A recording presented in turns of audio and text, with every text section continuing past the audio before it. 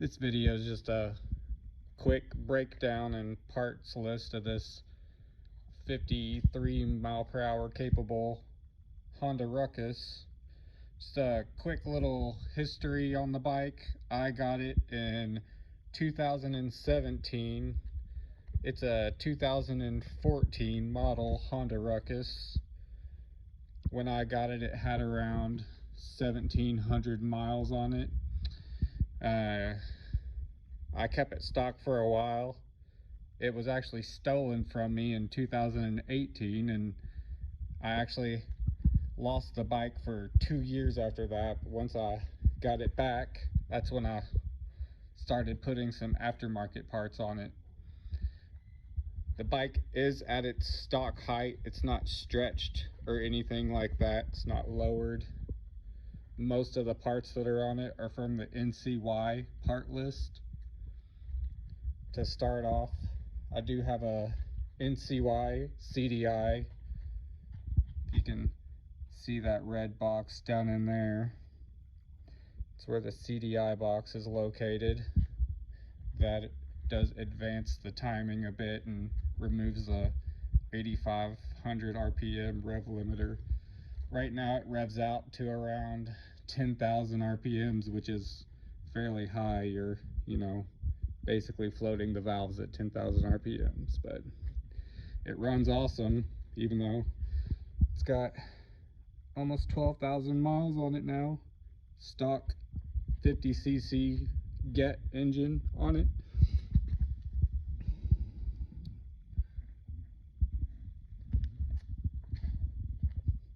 All the internals on the engine are stock. Beyond the CDI box, I do have a Chimera intake with a K&N filter. I do have a performance carb on here, and I rejetted the carb as well. I believe the main jet is around a 105, which is fairly large, but it runs the way it should at that point, right around 1,000 feet above sea level here. So that's what the carb is tuned for. Beyond that, I do have a Polini variator, a Kevlar belt, NCY drive face. I've got Dr. Pulley sliders. I believe they're actually 4.5 grams, and I'm a 180-pound rider, so that is an aftermarket NCY rear shock on there, but it's set at the normal stock ride height, but it is an adjustable. Beyond that, in the variator, I did do some different springs. The contra spring is one from the Polini kit. I think I put the blue one in. And I also have some clutch springs that are upgraded, so the clutch doesn't engage until around 4,000 RPMs, which allows me to take off a little faster as well. The bike does top out at around 53 miles per hour, and I've verified that with a GPS as well. Got a cheeky seat cover on here. Got a Kimimoto bag just for storage. Other performance parts, there is a NCY rear rim on this. I have Michelin Bopper tires on it. They do roll a lot better, I believe. Smoother ride, a lot more confidence in the turns. The front shocks are stock. And I've got the Yoshimura carbon exhaust on there. NCY cover for that radiator there. This will shoot flames. I'll pull it outside here in a minute and start it up.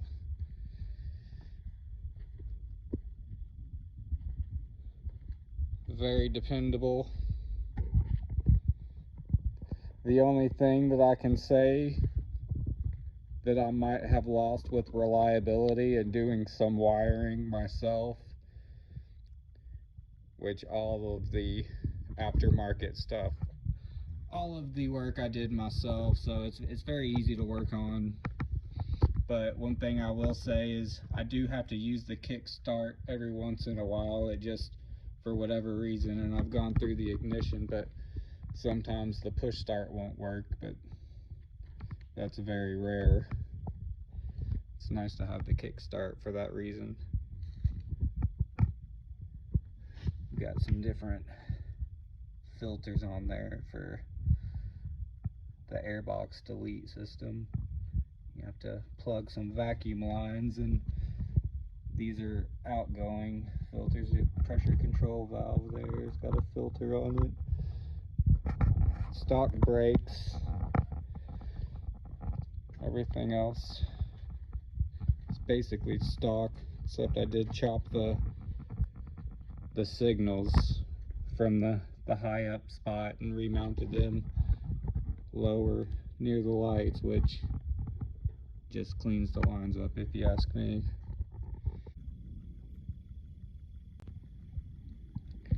Beyond the NCY CDI box, I did also get the Iridium spark plug and a NCY ignition coil pack tucked in there. No plates, no registrations necessary, no insurance, no helmet law. You can ride it just like this with just a driver's license. You don't have to have the Class B scooter classification. That's a state by state law.